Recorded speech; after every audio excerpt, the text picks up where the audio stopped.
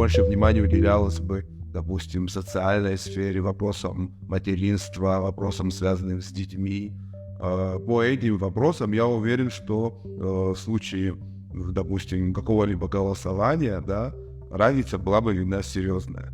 А так, конечно, Народное собрание принимает огромное количество разных решений, и во многих из этих решений гендерный фактор вообще не важен.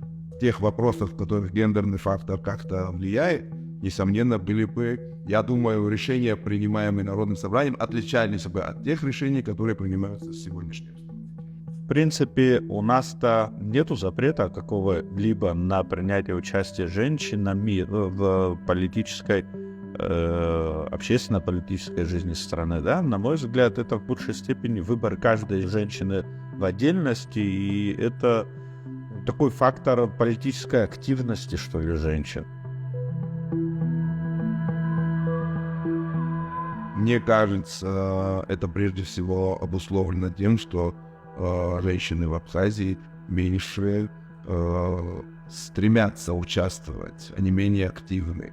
И то сегодняшнее положение дел, я хочу сказать, что я вообще считаю его несправедливым. Больше женщин должно участвовать в работе парламента, правительства. Вот у нас две девушки прекрасные, являются депутатами, очень активные, очень целеустремленные, и работа их не видна. Но если бы было бы больше, было бы лучше. Мне кажется, вот то, что у нас сегодня 2 депутата женского пола, это все следствие того, что женщины, в принципе, в стране недостаточно активны.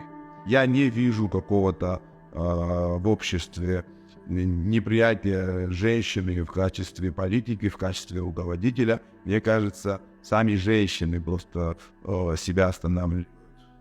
Наверное, от менталитета зависит, тоже понимаем, где мы живем. Наверное, не всем это тоже надо быть женщинам в политике, быть депутатом или полностью отдавать свою жизнь, своим политикам становиться или так далее. От них зависит. В общественно-политической жизни, в общественно-политическом укладе нашей республики женщины всегда играли немаловажную роль.